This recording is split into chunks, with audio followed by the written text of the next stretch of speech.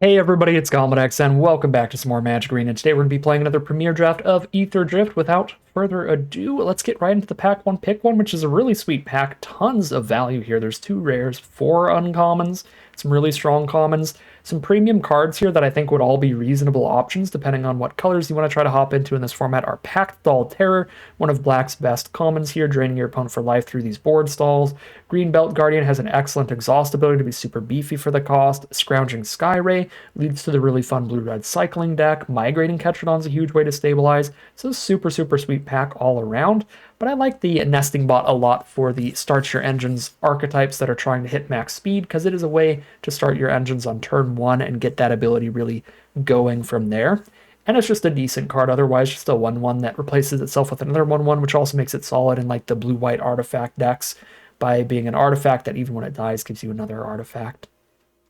Pick two, a couple pretty sweet options here. Head towards black-white with Grim Bauble as a nice cheap removal spell, or head towards blue with the Ether Siphon as a really nice card draw spell. And any of the grindier games, which there can be a lot of in the format, this is going to win the long game by milling your opponent out pretty dang consistently. So Ether Siphon, definitely a sweet one.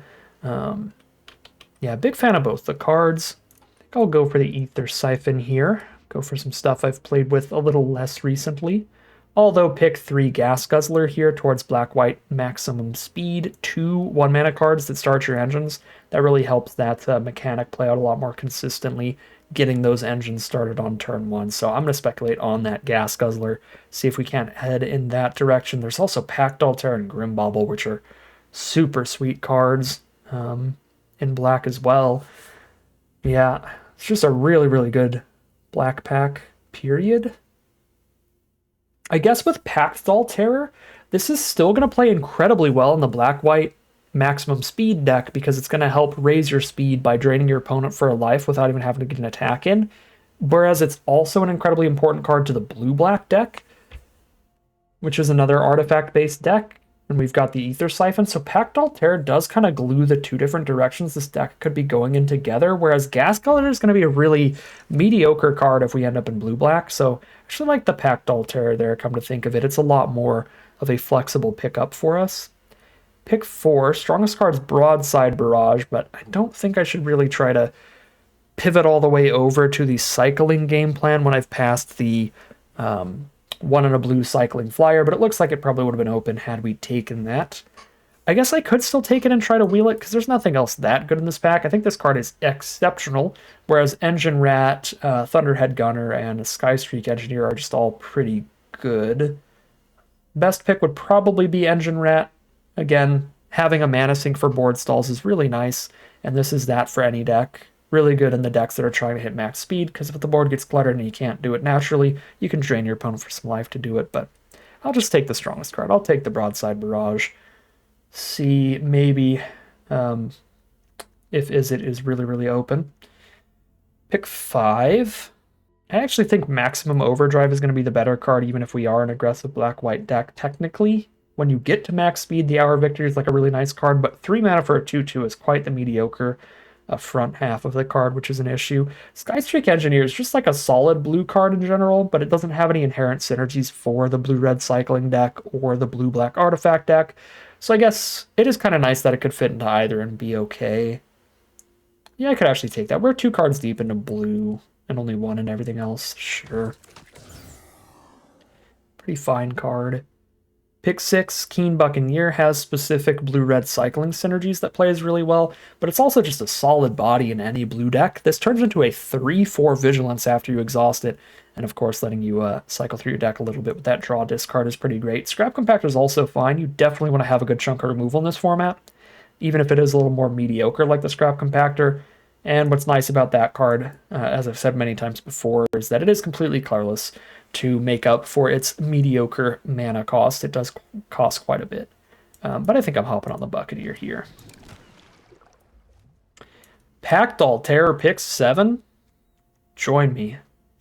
Join me. There's also a Wreckage Wicker Folk here, which is another great card for that deck. I'm just going to load up on Packed Doll Terrors, like anytime I can in this format, honestly. Pick 8 Thopterist. There's some good red, though, a Crash and Burn and a Sky Crash, so it is possible we wheel the Cycling Shark, and if that happens, we drop these and we're a blue-red cycling deck.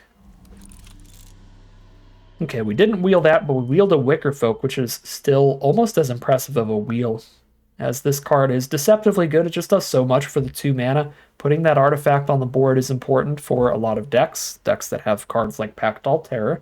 Surveilling 2 is really important at setting up your draws in general, but there's also Graveyard Recursion decks, and the flying evasiveness is really good in, again, a format with a lot of longer games and board stalls and stuff. Bounce off is perfectly fine. Particularly good against the green decks. They've got that exhaust mechanic where they dump a bunch of mana into a creature and then you just like put it right back in their hand and they cry about it. 12. Nothing. 13. Nothing. I don't know why I'm holding the Alt key to see how many I own of a common or a basic land. Obviously just take the basic land. Or obviously just take the common. Alright, pack 2, pick 1. Well, we're not a red deck. Kind of gave up on blue-red cycling. We do have a broadside barrage, so I guess I could try, but it's just like a really aggro card. We're in such a good spot for the blue-black deck. We got Wicker Folk so late. We can just take a 3rd Pact Altair and be happy. I'm going to stick to what I'm doing this draft. That was the biggest flaw with the last time we drafted. We did another black-white max speed deck, but it was bouncing around a bit, ended up this weird 3-color hybrid, and the mana base ended up being really awkward and being the cause of most of our losses in that draft. So this time I'm just going to lock in a lot earlier and just fully commit here. We're in a really good spot to be the blue-black deck. Let's lock in on that deck. Pick 2, Nimble Thopterist is really solid, although Scrap Compactor is reasonable here because we have no actual full-on removal. And I've got Triple Terror, so my 4-drops are getting pretty cluttered. And I would play a 4th copy of Terror before any more Thopterists, honestly. Yeah, I think I'm actually on Scrap Compactor here. Chariot is fine. It's really explosive in black-red because you have the card that lets you discard a card and draw a card every turn. But if you're running it just trying to get Keen Buccaneer triggers and a few other cycling cards in your deck, it's inconsistent enough to just be like, okay, filler, rather than an actual bomb. Pick 3, we just take a Spectral Interference. That's not really a pack for us there. But pick 4 is pretty fine. Another Scrap Compactor, a Hole Drifter, a Maximum Overdrive. I don't think we're like a Maximum Overdrive deck. This is better in Rakdos and Orzhov, but it does a lot for the mana cost, so it's certainly not bad. Yeah, Buccaneer, Hole Drifter, and Scrap Compactor all looking great. Could also take Bloodfell Caves and try to just splash in a single broadside barrage, but again, I would prefer to just not be splashy here this time. We'll be a lot slower, a lot grindier deck, so we don't really... I mean, I could, if I'm lucky, just find a few random red sources for the barrage to get that really premium removal in. You know what? I did say I literally just didn't want to be a splashy deck again, but I think the bigger flaw was that last time we were an aggressive deck splashing in other colors. This time, since we're a grindier, slower kind of deck, I could just run like 2 random red tap lands and probably be okay, especially with some draw and discard off cards like Buccaneer. Pick 5, Indomitable does play really well if you have cards like Deathless Pilot or like Grim Baubles, but we don't have any of those yet. So currently it doesn't look super good, but the only other option is the Deathless Pilot, which also isn't that good just by itself. I'll try out the Indomitable, it's goofy. Also the Lightning Strike could have been an option. But I don't want to fully commit to the red splash until I know I've got multiple duels. Ideally 3 duels, and then I don't even need to play a basic mountain. Now I can take a Deathless Pilot. This pack's really filler all around. Best card's Thunderhead Gunner. For whoever did end up in blue-red cycling, they can be pretty happy with that one. Night Market's very nice for any deck, especially trying to get that little red splash in here. The Gastel Raider is solid too. I do enjoy that card. 2-1 that rips an instant or sorcery out of our opponent's hand, so it gets rid of a removal spell in their hand if it's in our opener. The problem is it's a pretty bad top deck late. It is strong enough, though, and it gives me a Start Your Engines card with all the terrors. You know what? Probably overvaluing Raider a little bit, but I will take it there. Happily take another Wicker Folk. Now we can start taking some of these Scrap Compactors that are wheeling around for us. Get that removal up where it needs to be. That's 2 Compactors, Spectral Interference, Broadside Barrage. highly down on playing Calaxian here. Wreck Remover is also real filler. As is Ripclaw Wrangler, I just don't love the card. I'll just take Calaxian, I guess. We'll give the cycling player their toys. Have an artillerist. Ancient Vendetta does literally nothing, so I will take the very mediocre scoreboard. Get our 4th Mustang.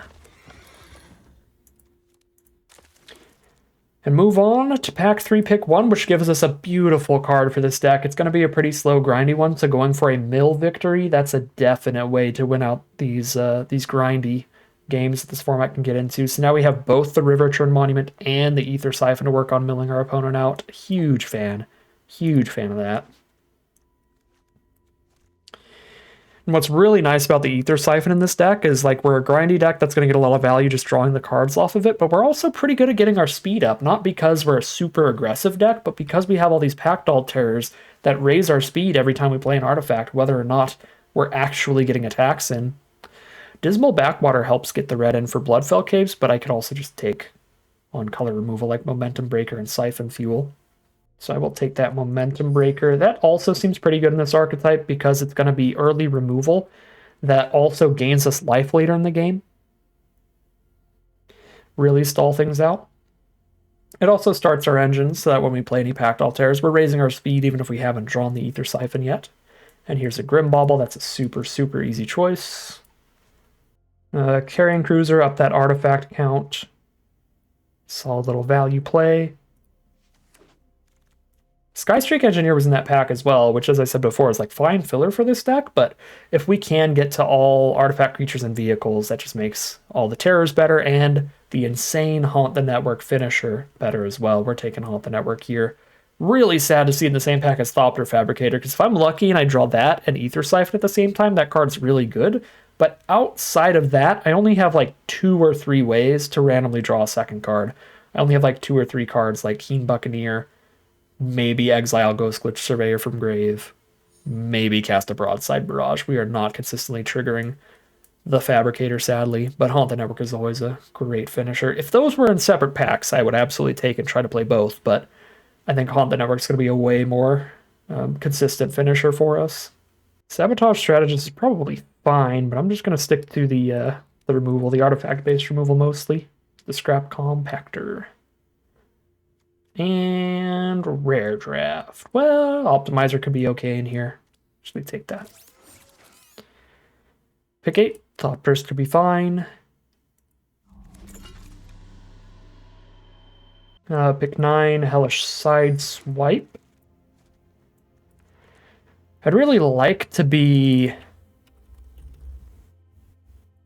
I'd like to be really lucky with that card and end up sacking a Grim Bauble. But we can also sack one of our cheap creatures, I guess. You know, we're only a 2-color deck. I can probably take Hole Drifter over Backwater. Since I didn't end up doing the splash. We can actually run that. A little more card draw in here feels good. Just some random artifact creatures. Probably getting cut, though, because they're real mediocre. And just a few cuts to go as we move into the deck building here. So I'm going to have Triple Compactor, Sideswipe, Grim Bauble, Momentum Breaker for resolved threats. Probably cut the Counterspell. And then some fleshy creatures here that just aren't artifacts. Our best fleshy creatures are Buccaneer and Raider. I like the Ticket Tortoise on the draw. We play this, get the treasure token. We could use that treasure token maybe for a Sideswipe, maybe for an Indomitable. It's pretty cool. Deathless Pilot works well with Indomitable and Sideswipe, so I think I do kind of want to play that too, if I have room for it. I'm not sure I do. I still need to cut 3 more cards. I mean, Skystreak Engineer is generically good, but not synergistic here. Raider and Buccaneer are generically good, but not synergistic. I think these are the potential cuts. We need to cut 3 more. It's some combination of this stuff. As cute as Indomitable is... Well, no, I have like... I have 2 Thopterst, Could sack a 1/1 flyer, get a 4/3. But I still have to pay the 2 life and the full casting cost every time. I don't know, I was kind of thinking about cutting Indomitable and Pilot here. And just kind of dropping that recursive aspect of the deck. That sack kind of line. Just run all the other more consistent stuff. I think Tortoise I would still play. It's still 2 artifacts off of 1 card potentially. And it just, trade up into some 3/3 attacker. Just a 2-mana way to kill their 2-mana attacker. Similar to the 2-mana 3/3 defender vehicle that I'll end up running in these decks. Like, sure, it's filler, but filler blocker that has a good card type. Yeah, I'm going to cut the Pilot Indomitable package and build like this here. Yeah, we're just going to be a blue-black grindy control-y deck here, trying to get some mill victories. Super, super rude potential strategy. We'll see how it all plays out for us as we hop into the gameplay and see how it does. All right, here we are on the play for game 1. This is a perfectly reasonable opener. Oops, I bumped the mic, my bad. I hope it wasn't like that the whole time. There we go. No longer cut off. Okay. Chilling with the Buccaneer, doing some digging here. Wicker Folk from our opponent. You can keep that. I don't feel the need to bounce that off. In a Golgari deck, they could end up reanimating something really big that we can bounce off. Or they can spend a bunch of mana on a green exhaust ability and then we bounce something. Here's Buccaneer, which we can threaten to kill the Wicker Folk with on an attack if they hold it up as a blocker. Probably get Sin for 2. There's Carrion Cruiser. Ooh. Afterburner Expert is disgusting because it comes back to the board every time they activate another exhaust ability. That is a really nasty card. Oh, they're just going to put it into their hand anyway. Okay. I would have been more scared if they left it in the grave because that would have meant that they quite likely have a exhaust ability to just immediately make it beefier. Cool. I will not exhaust here. I just wanted to threaten to be able to so that they would not declare a block. And I can get 2 damage in for free there. But now I get to use all that open mana on our 4-drop. Keep curving out.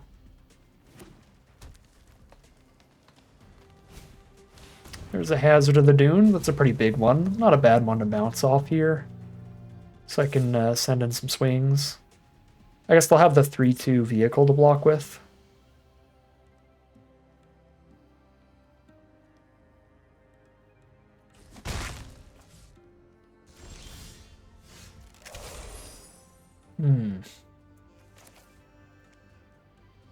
Raider pre-combat so I can raise my speed.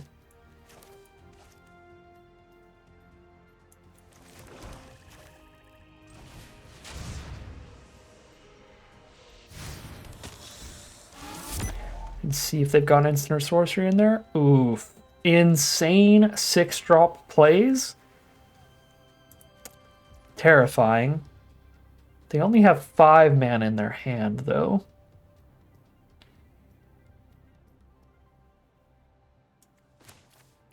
And bouncing off either of these isn't even great, because they both have good enters effects, especially Broodwagon, that has a really good enter effect. Bounce off the Hazard. Gets us our 1 flying chip damage.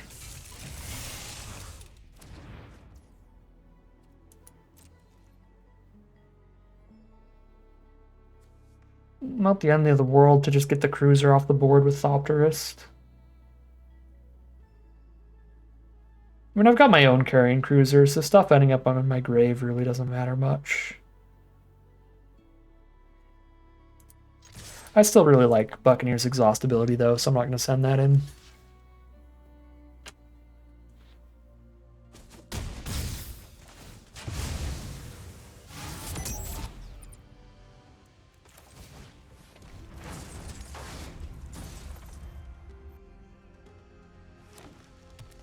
Okay, they run out that forest, replay the hazard.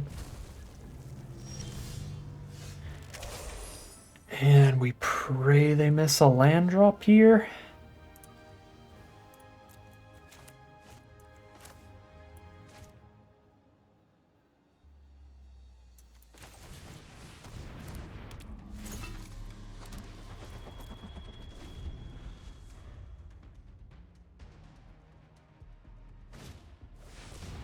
Okay, they did miss a land drop, but it's because they have a 9/7. Green is just so big in this set. So big. This only picks up a creature or vehicle. It doesn't pick up artifacts. I can't pick up scrap compactor with it awkwardly. We're just not interested in the 9/7 sticking around. But they get enough mana and Hazard of the Dunes becomes a 7/7 trample, which is just as bad. They did hit land 6.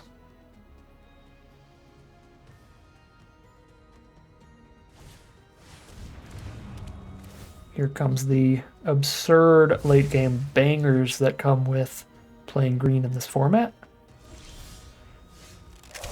I hit that land right after the Buccaneers dead anyway.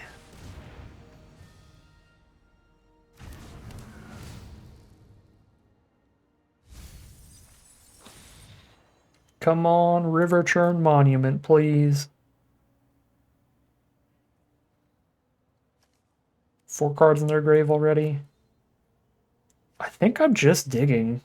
Want to take the Buccaneer here. I don't think I'm going to be able to grind out a win. I'm just never breaking through their gigantic stuff. I gotta find like my speed mill here. With the River Churn Monument as our best bet to have a chance.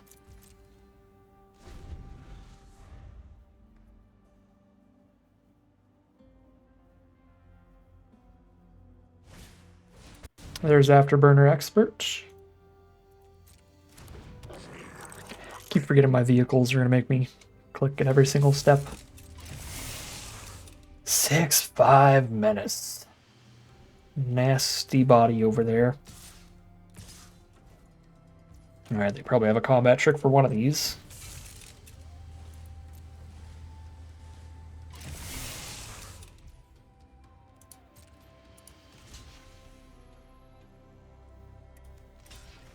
Let's see which one they want to save.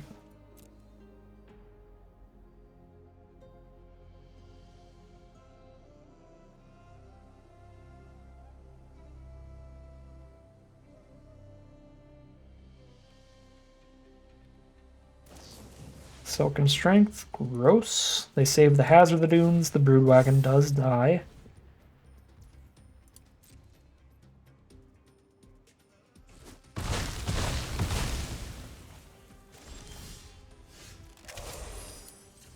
Find something, Buccaneer.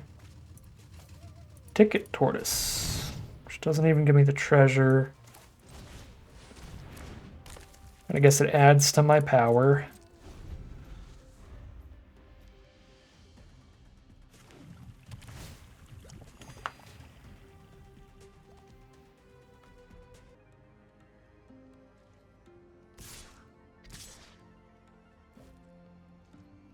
It's a 6/4 coming in.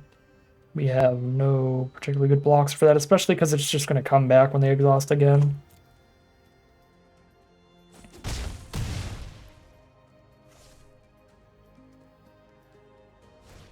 Ketrodon, yep.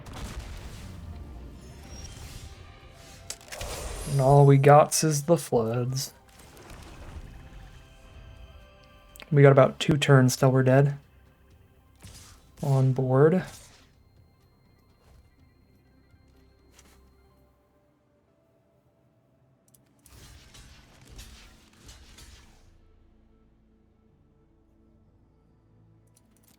I'm dead to them activating Hazard if I don't chump block Afterburner Expert.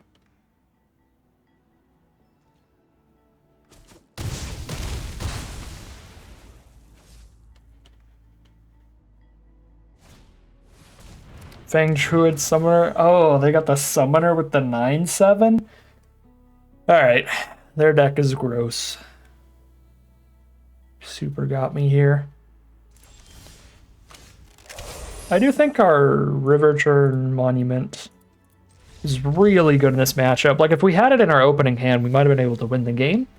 But, I mean, that's not saying much. Like, if I had my Bomb Rare, I would win. I think that's the only way we're really winning that matchup, because just the general card quality in their deck is so high, just with all the massive top-end green beef, as with most green decks in the format. So, 0-1 it's going to be, heading into game 2. All right, here we are on the play for game 2. I like that I'm going to be working on my maximum speed starting from turn 3 if I draw into an island. Yeah, if I draw into an island, this hand is really, really good. And there it is. Playing against a white deck that has started their engines on turn 1. That is some speed of their own. Green-white, there's Venom Sac Lagak. I do need 2 power to saddle that at least. But I'm not blocking this turn anyway. Just gonna raise my speed. I'm only stopping 1 damage with Wicker Folk. I'm just stopping Nesting Bot from attacking. Because they could just trade Lagak into Wicker Folk, and that's not terrible. Mana Rock. Alright. Decently slow. If we make it to max speed, Ether Siphon starts milling our opponent even if I don't spend mana into it. So I'm going to really make sure I make it to max speed. 1 more chip here, 1 more attack, a Thopterist, and then if I hit the land, I can just play Haunt the Network. I don't even need to declare an attack next turn to be at max speed.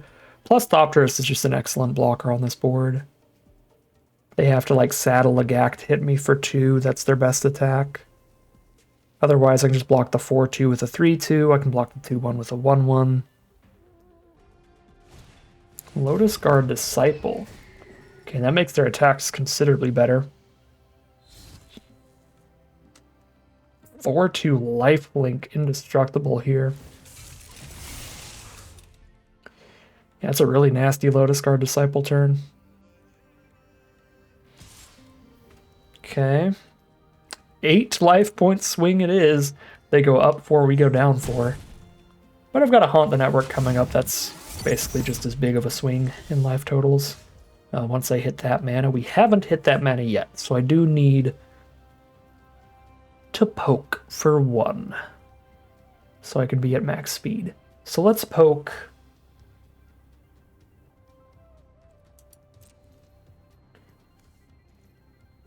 I'm actually going to poke with the Wicker Folk. I want to have the 1-1 blocker up for the 2-1 Death Touch to force them to saddle if they want to send that in. And I'll still have the other 1-3 flyer up here. Just play this, hold up, bounce off. And if I don't bounce off, then we activate Siphon, draw a card, mill them 2. Land 5, beautiful. And then Carrion Cruiser should be fine. By the time I draw it, something should be dead.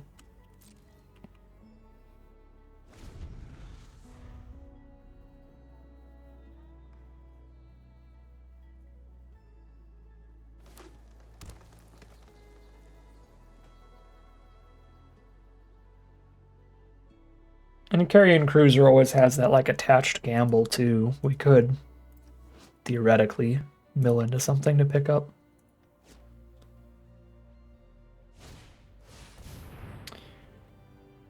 Okay, so their creatures have trampled and they can put 1 out for just 1 mana. And if they put it out with that, they also put 2 counters on it. That's pretty threatening, but if they put out something super big, I just bounce it right back. Hold it off for another turn. They already have almost enough mana to just hard cast almost anything in the format regardless. Okay, 2-4 Death Touch Trample is sending in, and a 4-2 Trample is sending in. So let's trade into the 4-2. If I really want to stop them from hitting max speed, I can bounce off Lagak, but I think they're pretty destined to hit max speed soon enough anyway that I'm just going to draw my card here. save the bounce off for something big they might put on off Ovia. Draw a card, mill them 2. Untap, draw a card, mill them 2. Drop the Haunt the Network. Get a sturdy life total. Bunch of blockers chilling.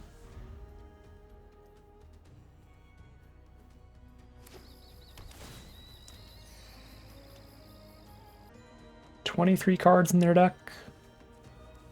Mill them 4 a turn. 6 turns that we need to survive.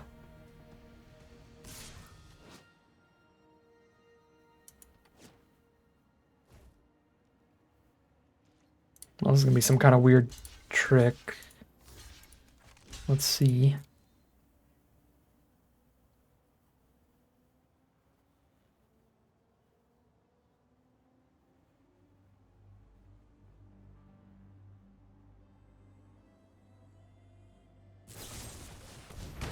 Broken Wings.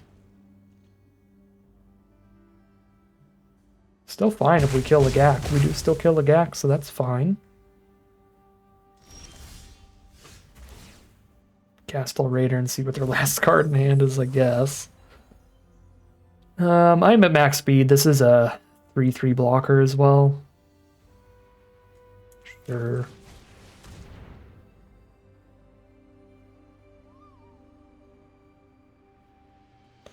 I don't mind skipping out on Carrion Cruiser right now. Oh, it's a 3/2, not a 3/3. I don't mind skipping out on Carrion Cruiser right now because I want to have the 2 mana up to activate Siphon, like every single turn. Ooh, boy, their last card is a 4/6 flyer thanks to Ovia's ability. Well, we're going to bounce that off. The awkward part is I bounce it off and then they can just immediately put it right back on the board, but I get to stop 4 damage with that. Stop all of their damage for the turn.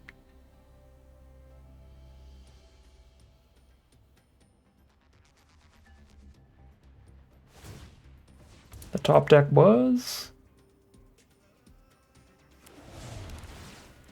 5/4 vehicle because of Ovia's ability.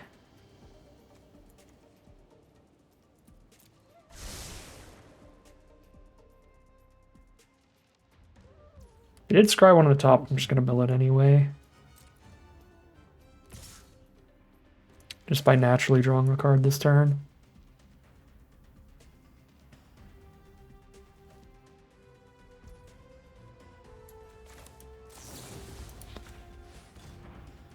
At least now if they recast Synergist, it doesn't come with the 2+1/+1 counters because they already put those counters on the Scouter instead. Yeah, that is a significantly smaller flyer. Pax Doll Terror. I enjoy that.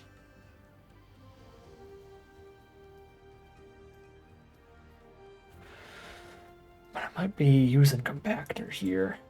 I'm going to activate this. If I hit a land, I'll play Terror this turn. If I don't hit a land, I will maybe Compactor Ovia.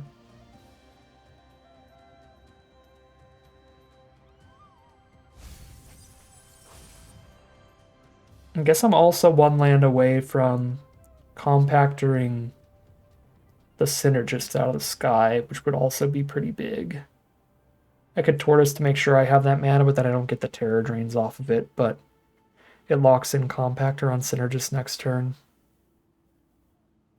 That's kind of the only creature that's hitting me right now.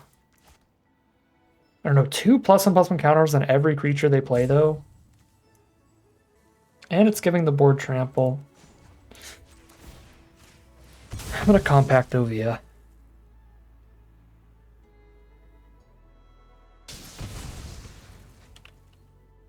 We're on the grindy chump game plan now.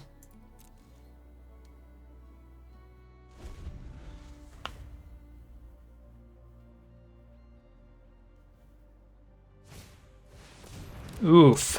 Top deck is the Cloud Spire Captain to make Scouter a 6/5. It's actually really relevant here. Now I'd have to triple block it to kill it.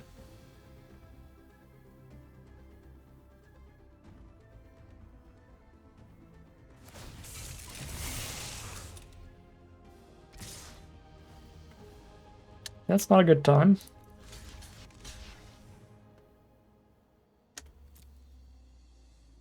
Go to 5.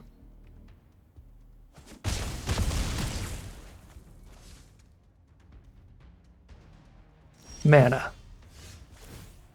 It's not a land.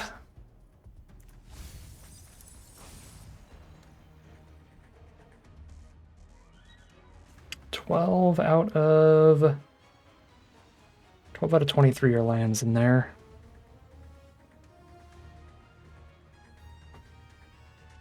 "13 cards left in their deck. I have to survive another swing, though. Alright. Tortoise Terror.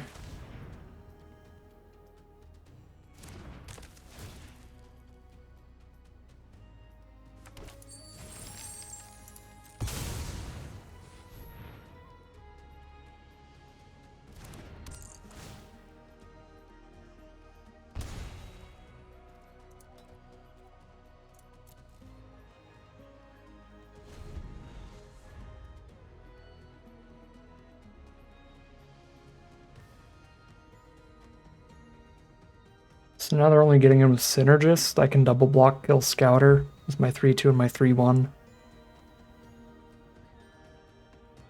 Go to 3 from Synergist, and then drain some life with Terror, and the Synergist will be smaller after the vehicle dies. It'll only be 2 power.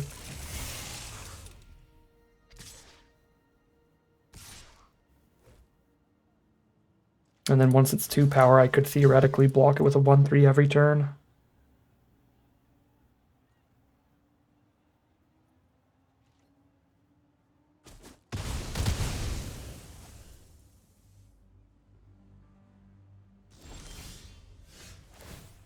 There's land 6. I can activate Siphon and play Terror here. They have 10 cards left.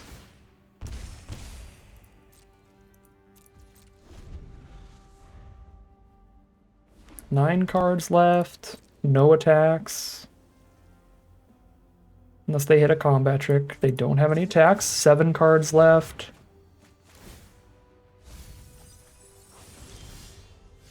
Six cards left. Or, sorry, 5 cards left. Drain for 2.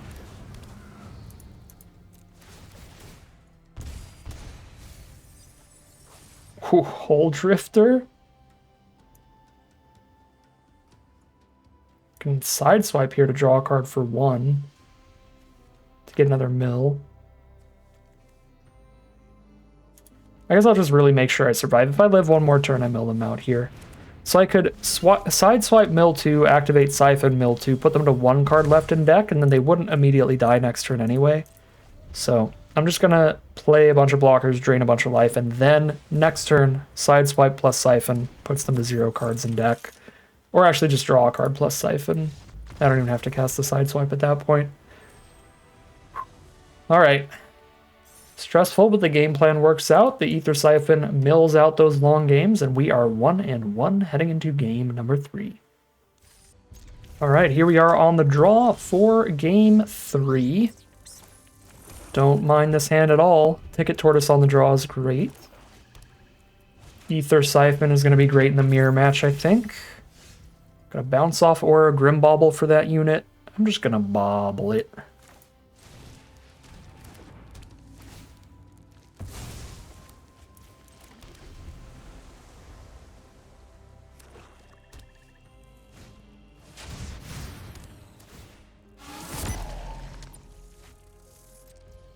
Bounce off on a token is also gross. That played so well for me. Bauble bounce off for the turn.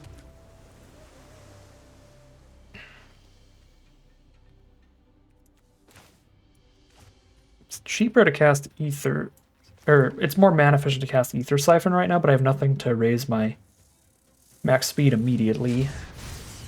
If I do that, if I play Wicker Folk first, then I know I can raise my speed next turn off of it. Okay, well I can do that with Packdoll Terror too. This Ticket Tortoise is looking awkward, because I had a lot of opportunities to play it, and now, like, they might stop dropping lands by now. Alright, spin out on the Terror is fine.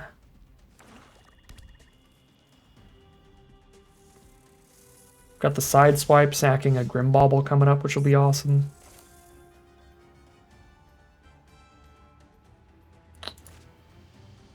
Play the Ticket Tortoise so that I know I'm getting my treasure out of it. But then I do not mind just drawing a card off of the Ether Siphon here. Getting that going, even if it doesn't mill our opponent out, it's still it's definitely a winning game plan to just be drawing twice as many cards as them.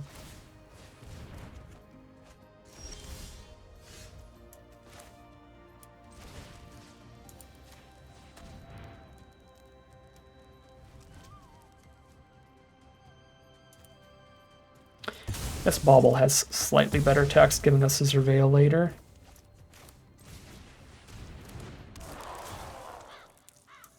Another Pactol Terror is great.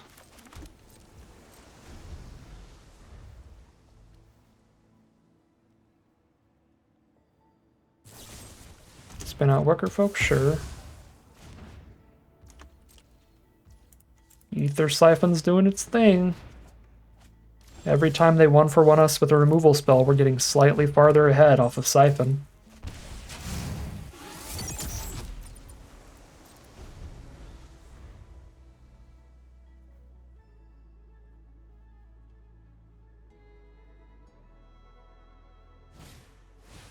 Spike Shell Harrier bounce the Terror. Because the Harrier lowers our speed, that means we won't be max speed next turn. It's a little sad. Ooh, Momentum Breaker. It's a good draw. Gaslight Raider actually could be reasonable here too. Because we've seen a lot of removal from them. Yep, gets the side swipe, let's go.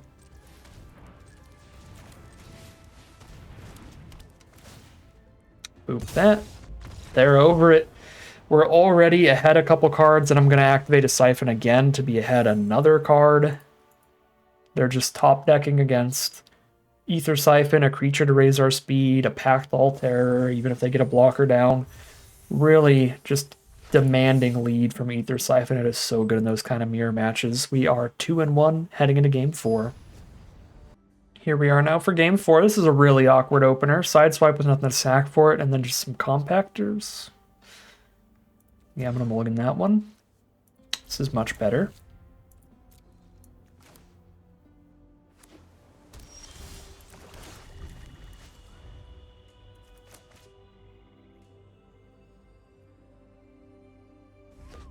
Blue-red.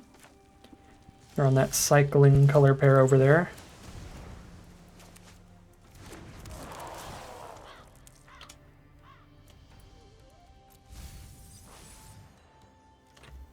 Our Wicker Folk is surveilled into a second Pactol Terror, so we can just go Terror into Terror.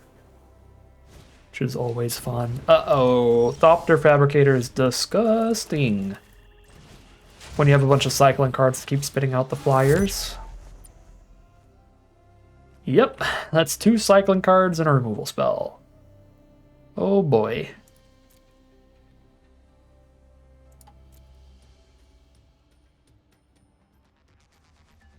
So the cycling cards are 2 mana, get a 1/1 flyer and draw a card. It might be better to let them keep their removal, honestly.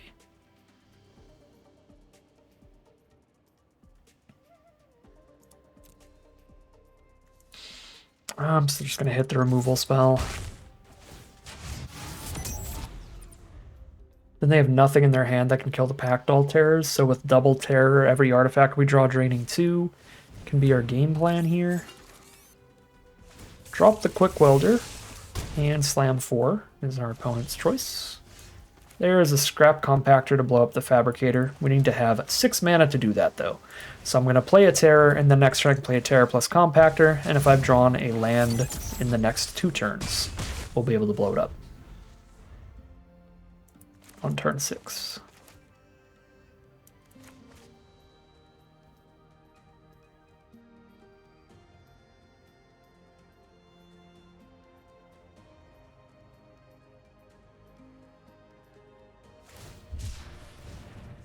Alright, get the 1/1 flyer, draw a card. Play a land, and now they get a 2/2 on the ground. Oh, it is the camera launcher that can get exhausted later, though, since Quick Welder made it cheaper. Yep.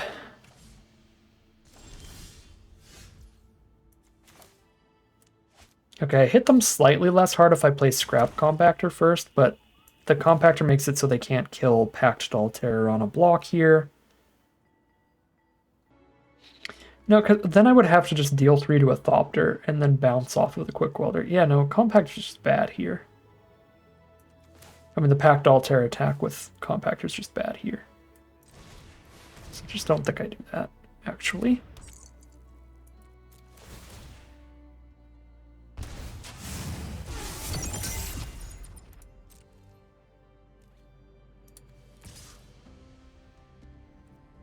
Double block on Raider means I just kill a 1/1 flyer. Doesn't feel like a good attack either.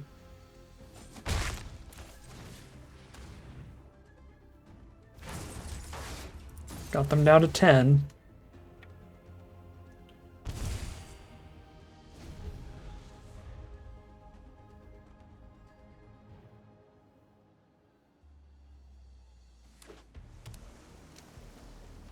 If I miss my land drop and then they hit a 6th land next turn, Ticket Tortoise could be a drain 4 with double Packed Doll Terror. Haunt the Thingamadudes is probably just lethal if we hit that.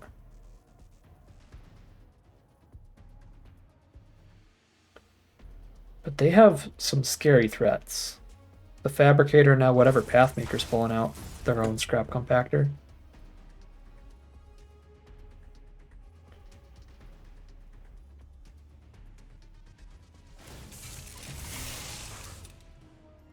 Okay, back down to 13.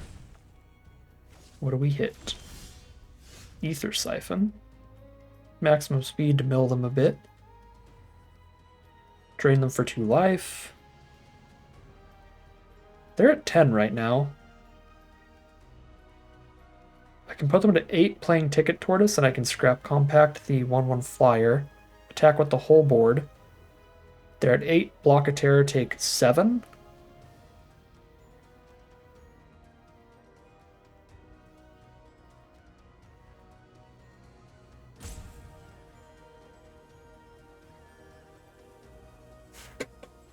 What's the crew on this? Crew 2. So it would be block terror with Pathmaker.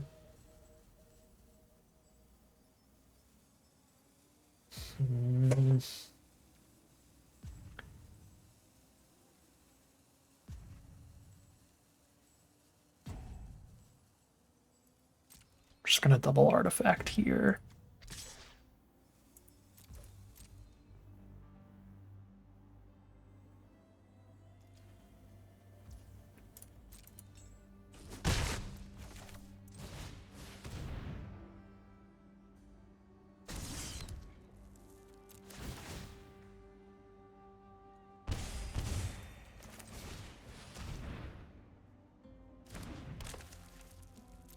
Be significantly worried about the crackback otherwise, and everything they've played is on the board.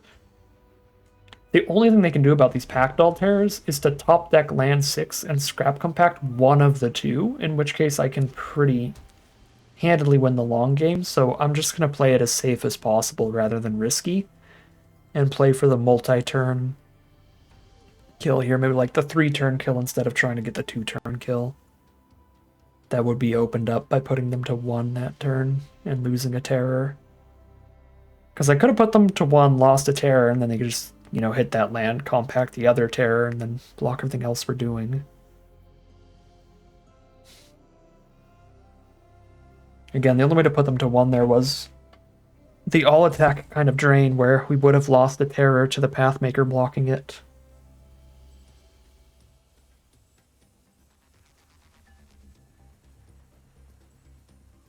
Unless I just missed another route.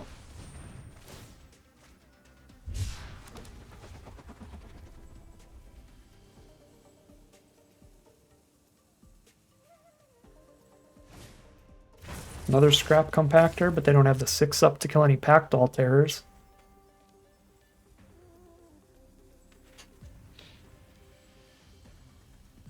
They really can't afford to not have enough blockers here.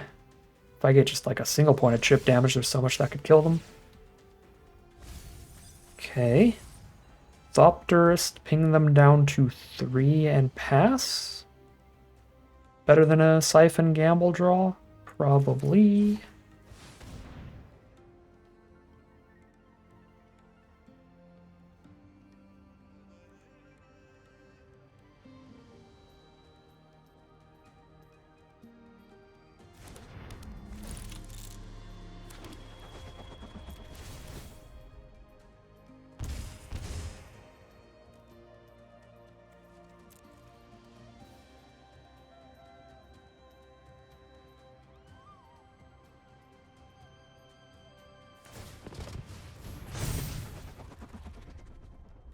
Got 22 cards in their deck if we start trying to work on mill.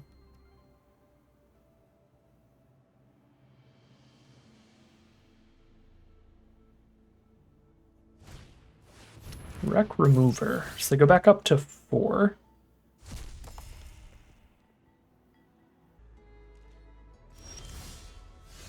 Okay. Now I could blow up any permanent with Compactor, but pretty stable right now. Find a bounce off. Not a bad draw. Oh, I shouldn't have played that land, I just realized. If I bounced off my own Tortoise, I think I could have lethaled there. Because they have 6 lands, I would have had 5. Replaying Tortoise would have been 2 artifacts. Oh, they could have scrap compacted the Tortoise in response if I tried to do that, though.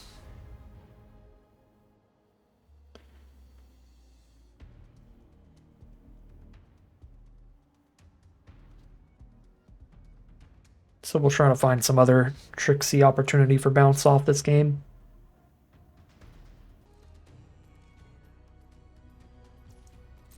Just go to pass the turn. 14 cards left. God, this feels so nice. Just having that inevitability when we get into these stalls. It's like, either I'm going to drain you out or I'm going to mill you out. There's a lot of stuff they have to stop here to have any hope.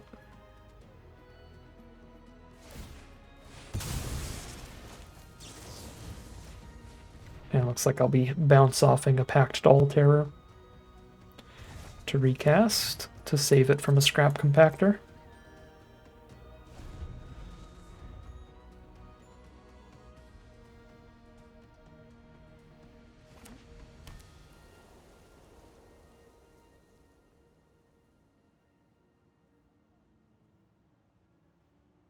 And get a drain 2 from the recast. I guess a drain 1, they can respond to me recasting it by compacting the other one. Yeah, they're just going to do that right now before I could top deck anything.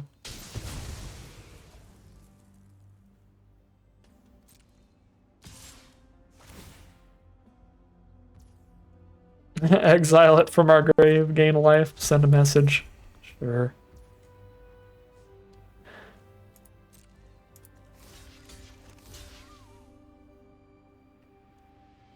Kind of fully pivoted over to the mill game plan at this point.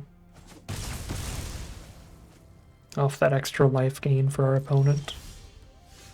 9 cards left.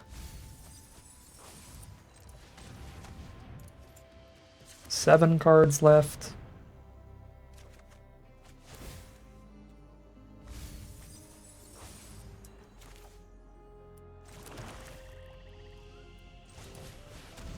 Get a couple drains here.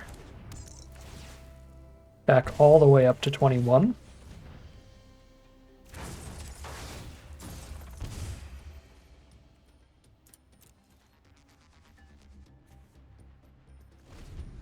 They're down to 6 cards now.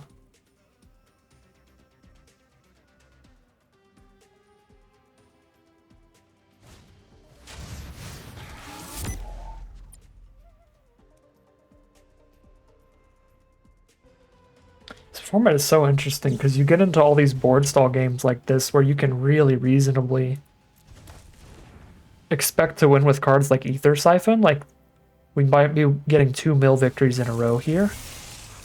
Whereas like previous formats, you'd see a card like Ether Siphon, and you'd be like, yeah, that's just stone cold unplayable. It's just way too slow.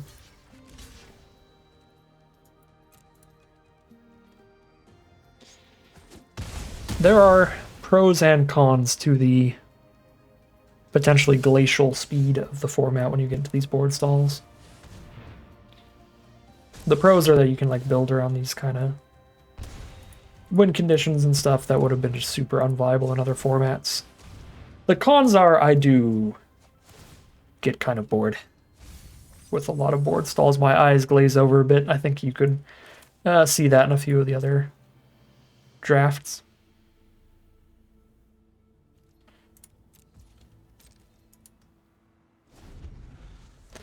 The board stalls feel so much different when you have something like Ether Siphon on board, though. That's just like a locked-in kill. Alright, now I gotta wait 3 more turns. Oh wait, no I don't, because that's Summoning Sick. I lied. That could blow up the Ether Siphon, but it's too late.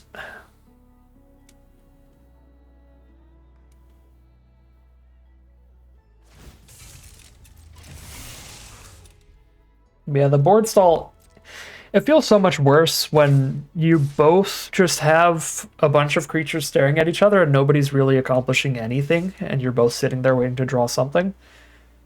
When you're in a position where you have like an Ether Siphon, it doesn't feel as bad because you're like, well, the game is going somewhere. I've got the inevitable end to this game coming by milling our opponent out over time.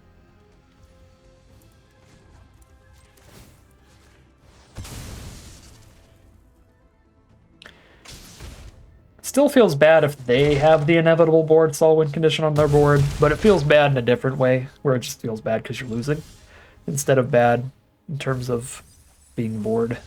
Alright, there's the concession from our opponent after all the rambling, getting our second mill victory. Huge work from Ether Siphon. Still haven't seen the rare mill card, but I think that's going to be just as good at milling people as quickly. I wouldn't be surprised if the uncommon's actually a little bit better, because it can sit there and draw you cards in games where you're not quite towards trying to mill somebody out, whereas the rare, all it does is mill. But the rare can also potentially mill them faster, because the exhaust ability, where you mill them equal to the number of cards in their graveyard, that can just mill somebody out of nowhere. So it'll be interesting to see as we play more which ends up looking better, but I think it might be Ether Siphon.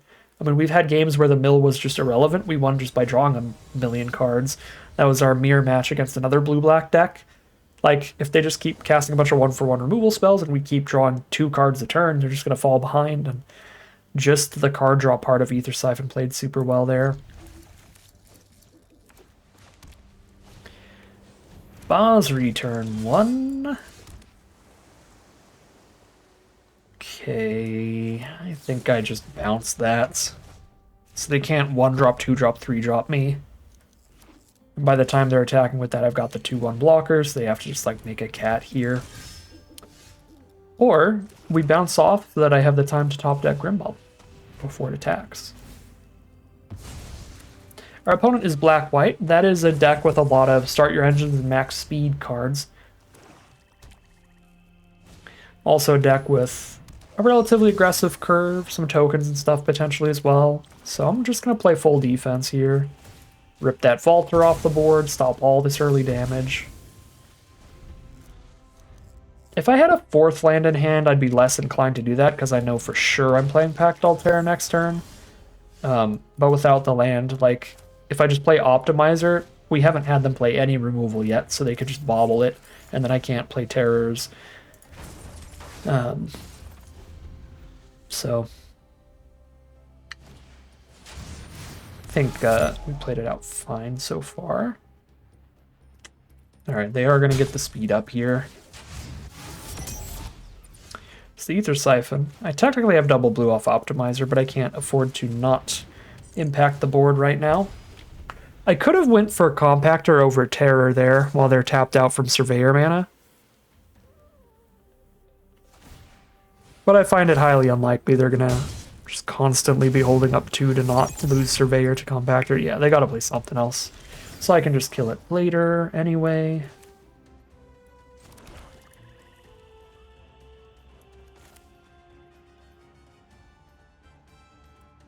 Double Pact Terror.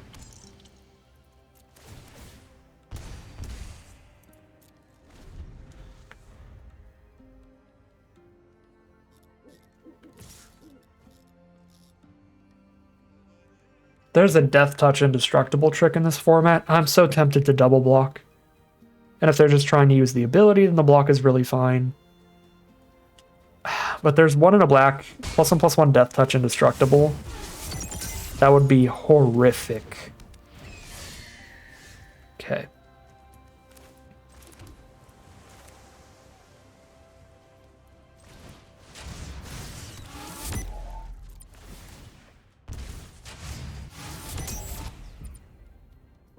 Can't kill the Assailant here, but I can kill Surveyor while they're tapped out, and then that's all I'm worrying about is like 3 damage a turn when I have 2 Terrors on board.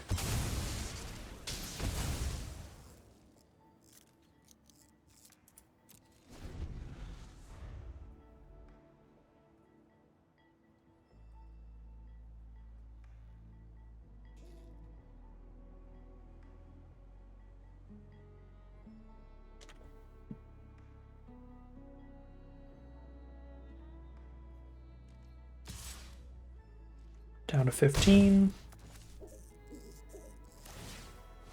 They're just going to draw the card.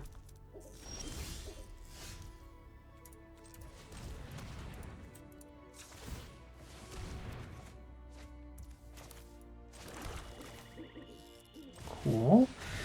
Playing the Thopterst over the Buccaneer so that I can get the life drain and raise my speed. Working towards the Ether Siphon win con again.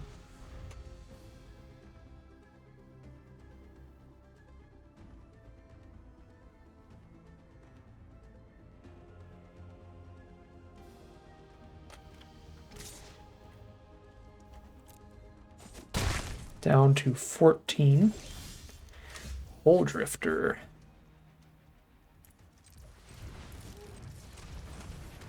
That's the drain to reach max speed. That is the order we want. We want to hit them so we're at speed before I draw the 2, and they mill 4 for being at max speed when I draw 2. So mill 1, 2, 3, 4. 5, 6 off the activate. Let's go. I also have a double block on the Assailant now. Force them to have some kind of trick here. I don't mind that at all. Aetherdrifter's already got me its value with the enter effect.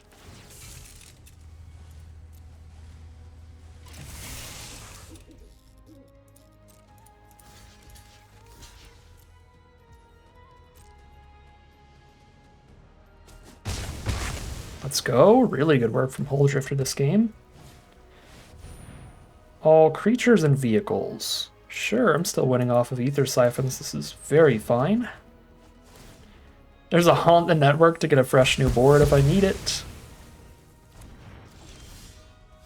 So worried about that. I'm going mill here, so let's go Buccaneer mill.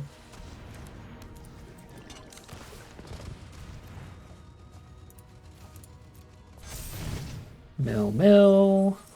Ka-ching, mill, mill. 11 cards left for them.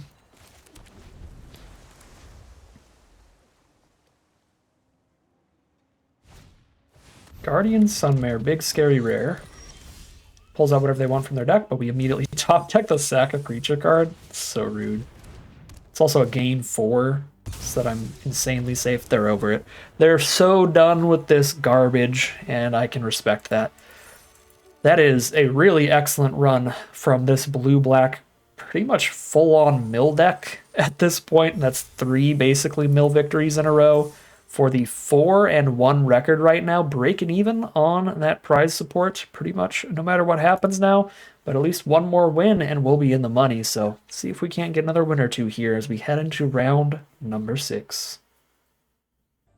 All right, here we are for game 6 on the draw. This is a reasonable hand on the draw. Obviously, there's no blue source, but there's also no blue cards in it. I can shoot all their 3 toughness or less creatures to stay alive. I've got a bauble for another creature to stay alive. And the Wicker Folk to fill the grave and dig for blue sources. Fill in the grave for Cruiser as well to make this a 2-for-1 value play, so perfectly fine opening hand. There's the blue source. Hello.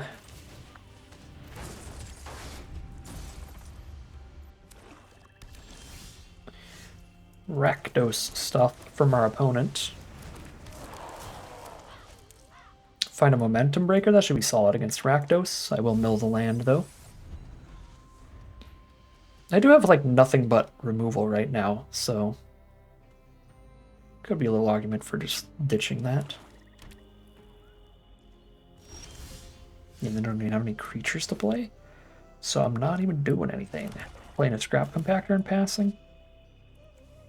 I don't really want to carry and cruise with nothing in my grave yet.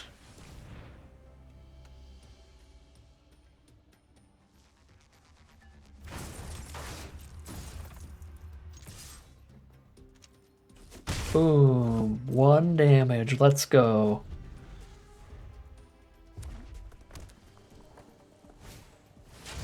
Rakdos deck, no play till turn 4. There's the Siphon, but I don't have double blue anyway. Okay, here's Momentum Breaker, get to speed 2.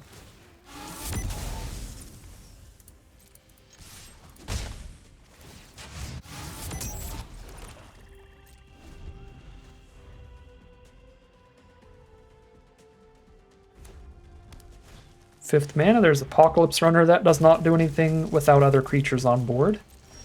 They have to accrue it for 3 or make their other creatures unblockable.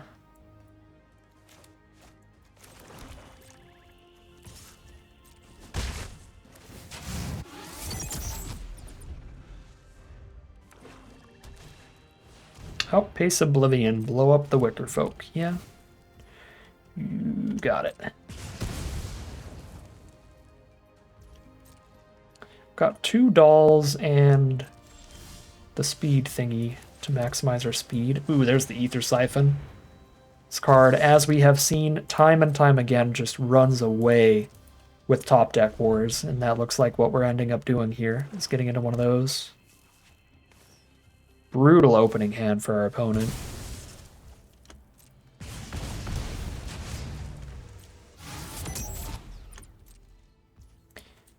They're just flooding like nobody's business. The Ether Siphon's going to go crazy. Raider can check out what's going on in the hand. If they have a removal spell, sorcery speed removal, we just rip it out of there. Got a spin out, rip it out of there.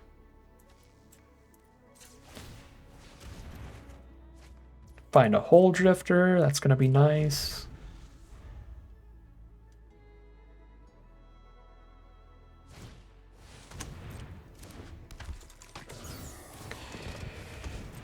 Pretty sure our opponent's pretty tilted here, because technically they could have cast Spin Out on Ghastly Raider in response. And then not have to discard a card, because it only discards instant sorceries. But they also just might not have seen the card before. It feels like they might just be clicking a little too fast. Alright, now they actually have some scary stuff. But if I kill the Paragon, they can't crew anymore anyway. So let's just kill the Paragon. They have to top deck a creature to crew. I'm going to go to max speed here and start the mill plan.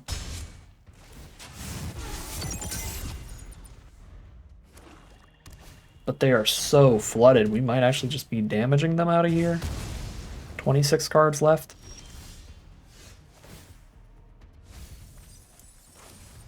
I don't know, I really like drawing cards, so I'm inclined to play Hole Drifter and Ether Siphon, where I'm basically just doing the mill plan anyway.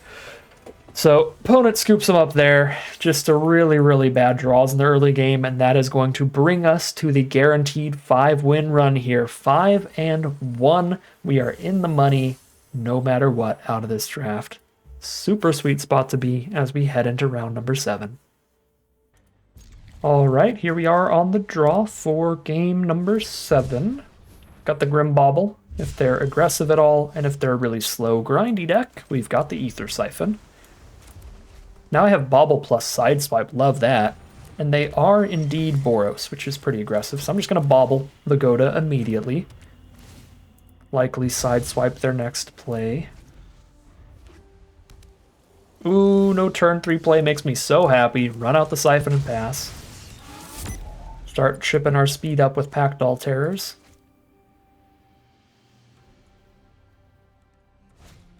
No! Destroy target artifacts!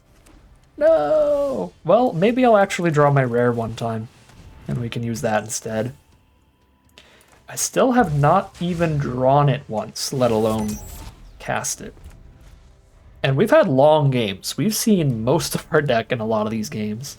At least half our deck, so... Ooh, Sky Cycle with no other creatures on board. We are getting really lucky this draft, just in terms of our opponents getting really bad draws. So honestly, that is a lot of how we're winning here. I do not want to overhype this deck. Our last round opponent into this round opponent have had miserable opening hands. Having to run out the Sky Cycle without even putting counters on a creature is... I don't even want to... I mean, that feels so bad. 4 mana, crew, 1, 2, 3 flyer, no other effects. Alright, Explosive Getaway helps a lot. But again, just a Sky Cycle with no creatures isn't going to be the craziest. We can see exactly how bad their hand is and what's going on in there with Ghastly Raider. Ooh, they're a Push the Limit combo deck. Not anymore. And then we will pass the turn. So if they cycle a bunch of really big vehicles, eventually this reanimates their whole graveyard and kills me in one swing. That's the deck idea for Push the Limit. So Ghastly Raider's really good in this matchup. Now they're just playing off the top. I mean, they can Country Roads to get a 1/1 to start poking for 2 a turn, but I'm at 25, so that's going to be astronomically slow. And if it really ends up being an issue at all, I can just kill the Sky Cycle or the 1/1. Voyager Glidecar. Okay, I'm going to kill the 1/1. Because that's multiple different vehicles now. If we just kill the non-vehicle, then neither of the vehicles get to be attacking or blocking anymore. No attacks here. They're going to hold up on blocks. Sideswipe draws a card if I sack a vehicle. I don't have a vehicle to sack, sadly. Oh, I can just Compactor instead. It's more mana efficient to Sideswipe. But Sideswipe can kill anything for only 1 later. So I think I'd rather hold that for a later turn than hold a Compactor for a later turn. I mean, the Thopterist in hand makes it awkward. Yeah, I don't know. I'm really close to the 6th mana that I'm going to need to just use these for 6. So I'm going to do Sideswipe instead. That way I can play a Thopterist this turn and be mana efficient right now for getting around Summoning Sickness.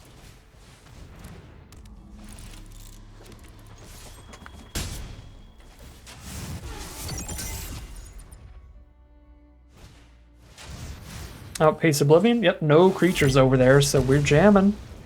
And as soon as they hit any, we just blow those up and the vehicles are stranded. This is the inherent risk with vehicle-heavy decks. Which is what makes this format doesn't feel, or not really feel, super vehicle-y, because you just generally don't draft a ton of them. Each deck has like 1 or 2. Except there are a couple archetypes, Boros being one of them, that specifically wants to play a million vehicles for cards like Mech Cycle and stuff like that, and that just opens them up to these really risky draws. Did not have the 6 mana up there, sadly. Okay, so I can't actually really attack at all, right? Because they can exhaust 1 vehicle to permanently make the Mech Cycle a creature. And then, yeah, I can blow it up with Compactor, but if I blow it up with Compactor, they respond by crewing something else. So they'll have a blocker up no matter what I do. So I think I just pass and Compactor the Mech Cycle then next turn. If they don't play any other creatures, then I get to hit for 4.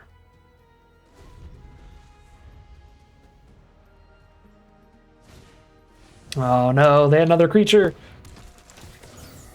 And it scries 2 to set up the draws.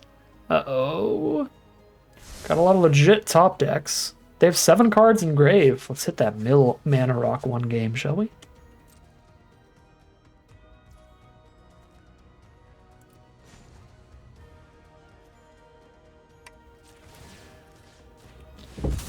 Let's kill the like 6/5 minimum.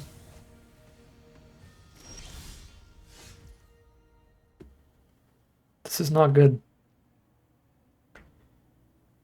They eat Thopterist. They trade in a Thopterist or eat the 1/1 Thopter.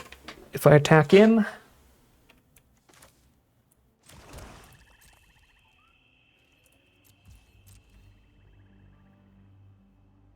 see what they found off the scry.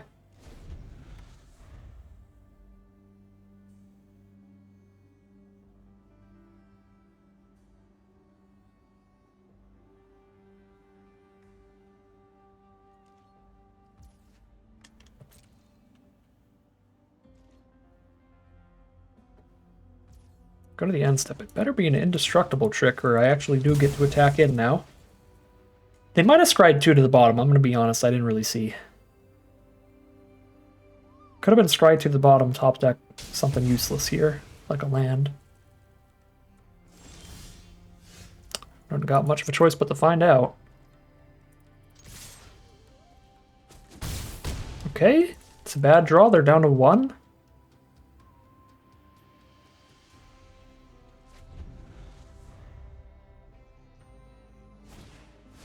Thunderhead Gunner. They have 1 blocker up, but if I attack with both, one thing hits for 1 damage. Oof, Momentum Breaker too.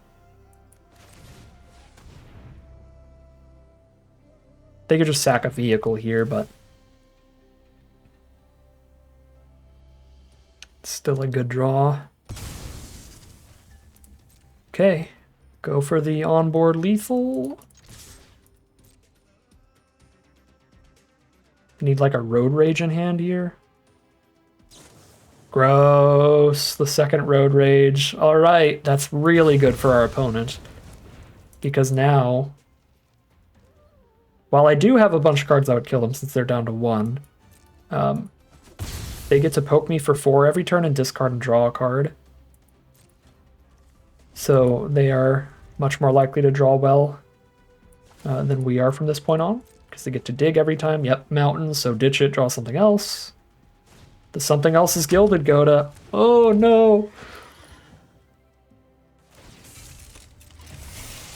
Crew the Sky Cycle, slam 7. Okay. We've got our Graveyard Recursion vehicle that can pick up a Pax Altair that would immediately kill our opponents. We have our thing that makes some flyers and drains our opponent for life that will also immediately kill them. We do have a few lands left in there too. What else is good? River Churn Monument would immediately mill our opponent out if we draw that. So I have 1 more Pact Altair, 1 Haunt the Network, 1 Carrion Cruiser, 1 River Churn Monument. I have 4 insta-win cards and probably about 5 that are decent to help stabilize.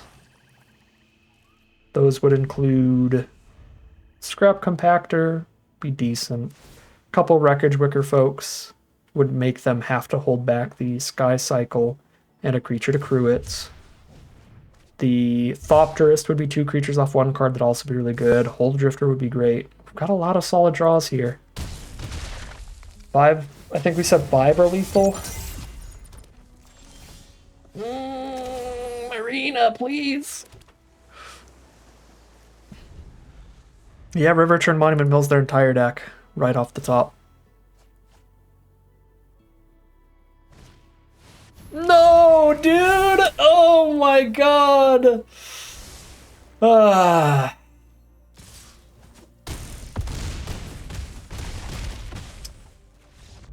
Probably missed like 1 point of damage somewhere there. That's so annoying. Their early game draws were so bad, but then our late game draws were even worse. Just a massive land clump. Man. GG. GG. That's magic for you. You get to see both ends of the spectrum with our opponent just having a horrible start and then us having a horrible ending. I mean, they're actually their start was not nearly as bad as I said it was because I didn't know they had the explosive getaway. That really explained the opening hand and the way that they played it out. And the explosive getaway just immediately with the 2-for-1 brought our opponent quite a bit far back into that game. It was still a bad opener, but I don't think their opening hand, their early draws were quite as bad as our late game draws, which was part of how they recovered and got a little, just enough life to maybe get there. And then there's also, the chance maybe we misplayed, lost 1 point of damage somewhere. Man, oh, that's frustrating. All right, here we are for game number 8. Really solid opening hand here. Wickerfolk into Terror and Thopterist for the late game. We're on the draw. I think we've been on the draw almost every game today. But that's not the end of the world in this format, or the end of the world for this deck. I don't mind drawing the card. We did it! We drew our rare 1 time! Let's go! All right. Our opponent is green-white, a pretty aggressive deck starting with a Venom Saklagak. I don't think I can just run out this rare and do nothing turn 1. Wish they were Golgari and they self-milled, and then I could just, oops, I'll exhaust mill your whole deck. That would be pretty sweet. Alright, we're hoping they don't have a follow-up creature. If they do, they can saddle this up and get the attack in. If they don't, then we just take the trade and get that off the board right now, because the Death Touch is so big later. Okay, Glider's not big enough to saddle up Lagak, so they don't even attack. Fair enough. Well, I got no other play, so we're going to start the mill plan with River Churn Monument this time.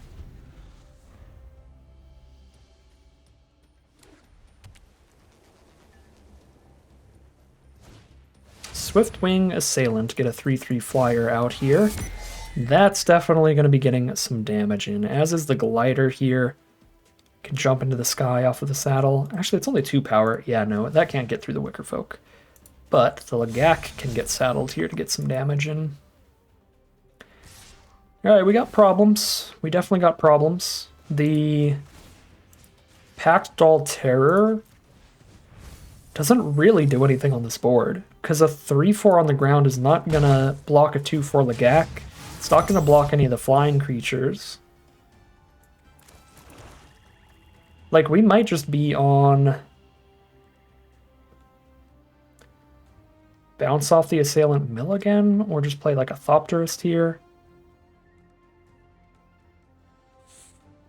I mean, setting up to gain a bunch of life is definitely big. If I play the Terror now, I get to play the other Terror and bounce off next turn. And then Thopterist is like a gain 2. I mean, a 1/1 flyer doesn't affect the board either, does it? It's just a 1/1 flying chump blocker for that. Doesn't really block the 2/4 well.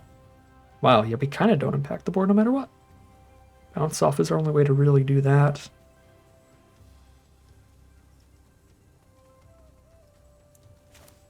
I think I'm going to go bounce off plus mill this turn. And not take a single turn off of milling with River Churn Monument, because the more early mill you get, the faster that exhaust will come to kill your opponent. We need to get that graveyard super big. Right now it's at 2 cards. Thunderhead Gunner is the play here, so they got a 5-drop instead of the flyer. That'll be a little easier to chump block in the future. Saddle up. Let's get the mill.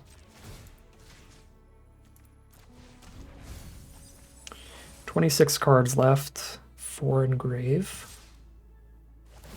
If we can get to like 12 in their grave, that will be probably a mill of their whole deck by then, because we'd have milled 8 more cards. That puts them to like 18 plus all their draw steps, probably like 14-ish plus the 12 from the exhaust to like 2-ish left. Ooh, activating Thunderhead Gunner at all is so good for me here. So good for me here, genuinely.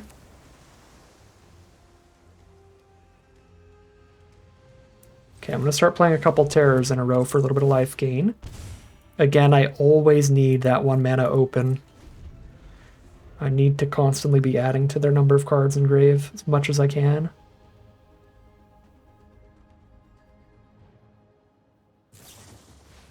Sure, strike the Pact Altair. That puts another card in their grave. Swiftwing Assailant.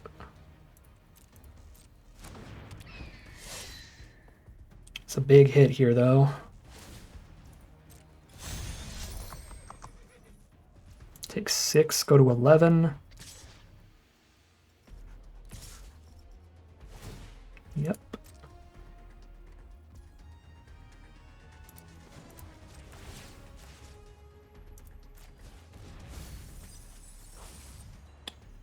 $22 in deck, 8 in grave now.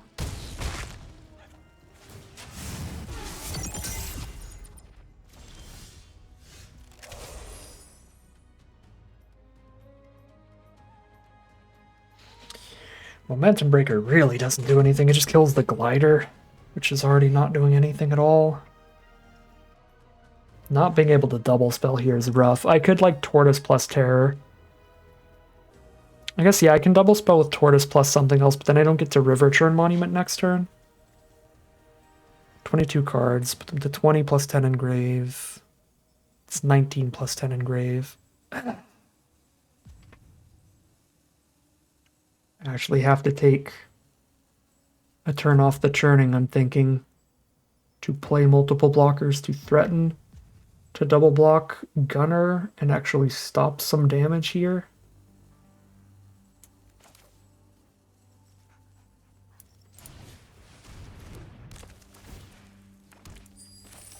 Go 3-2 and 3-1 on Gunner and still have a 1-1 left over for somewhere else.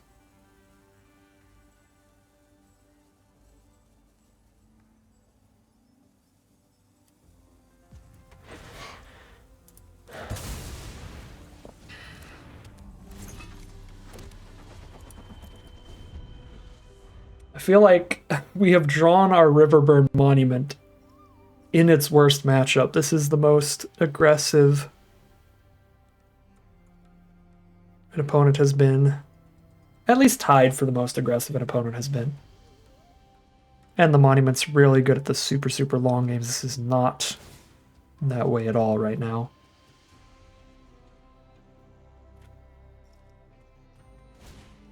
They're like a 5-color deck. They just discarded a black spell? How am I getting aggro curved out this hard by 5-color? Ouch. Now the Monument to Endurance triggers off of the Thunderhead Gunner every turn. Oh my god, I lose 3 a turn off of this? No.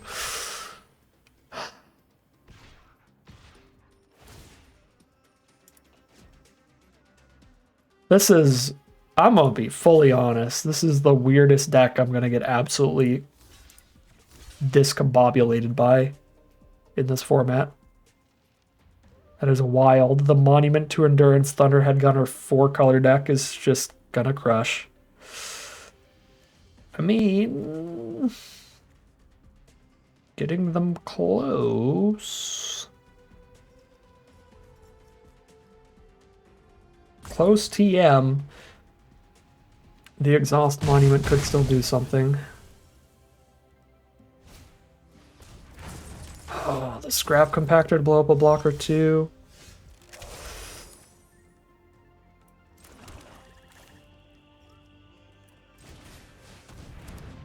Yeah, no, Gunner Endurance draining me 3 a turn. I'm not sure this is going to be fast enough. Because I'm dying in like 2 turns. Period. I go to 6, take 3 in the sky. I'm at 3, and then they just discard 1 more card the turn after this, and I'm dead. We do not mill them that fast.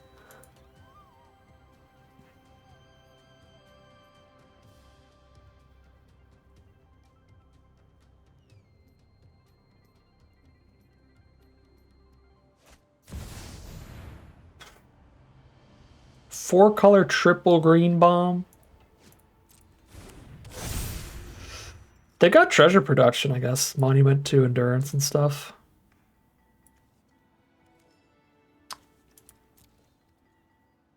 I mean, bombs do be bombing. We're definitely dead now. Because I have to chump all 3. Yeah, I literally have to chump all 3 or I die to them discarding a card.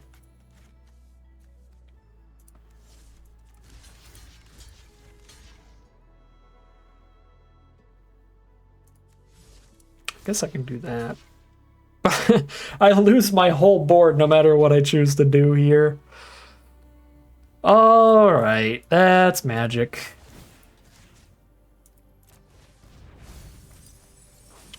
Got all of our good luck in one big clump at the start here for the 2 losses in a row after our 5th win. Always a rough feeling. This was a really fun couple decks to lose to, at least. Our opponents are doing very interesting things. They're doing Monument to Endurance plus Gunner combo, which is really fun. Our opponent before this did... God, I was 1 turn off again. I was 1 turn off again. Because I could mill them 14 and put them to 3 cards left. If I'd gotten 2 more cards milled, they would have 15 in grave and 15 in library and it'd be 0. I was literally 1 monument mill off. And I skipped out on 1 monument mill to make some blockers.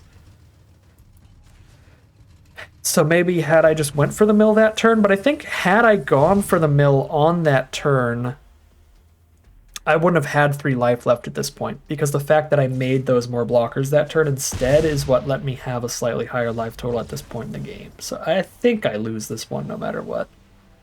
But yeah, opponent has a lot of fun little combos going here. And then our last opponent killed us with the reanimate all your mounts and vehicles from grave combo. They're objectively cool decks to lose to, but the losses do still feel really rough. Really rough. We lost by exactly 1 life, and then we lost by exactly 1 mil for our last 2 games. All right, 5-3, again, still a very good record, very respectable run for a deck with, you know, just a single quote-unquote bomb.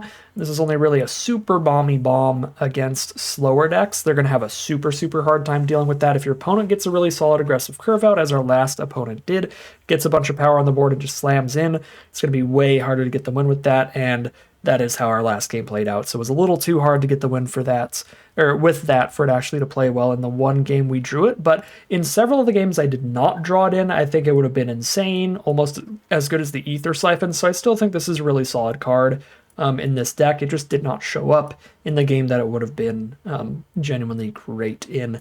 Biggest overperformer, though, goes to the Aether Siphon. I don't know if I've played it before. I probably have once or twice, but this was insane today. This was so good. This won like 3 games in a row. So this is just phenomenal in any game that gets to a big grindy board stall. If you're in a mirror match with slower decks like this, card is incredible. The big issue is that it doesn't do anything to help you impact the board, stop any blockers, or do any attacks of your own. But if you're not in a particularly aggressive matchup where they have a bunch of creatures out, it is so, so, so, so good. So loved finally playing around with that. Pretty consistent amount today. And then there's some stuff I've already done. Triple Pact Altair, Haunt the Network, that's always insane, and it was insane today. The Wicker folks were great. Ticket Tortoise was better than I thought it would be. It's kind of like filler in here, but it did do some work, letting me double spell and get more blockers down. And obviously it's good with the Pact Altairs. The Buccaneer was great again. Just been consistently impressed by that card's body for its mana value. Everything was really solid. I'm happy with the draft. Wish we could have done a little bit better. Why do I have to save the deck? I'm already 4-3. The draft's already over. I wish we could have done a little bit better. Perhaps had I played out that Boros round better, we could have been 6-2 right now, heading into the final battle.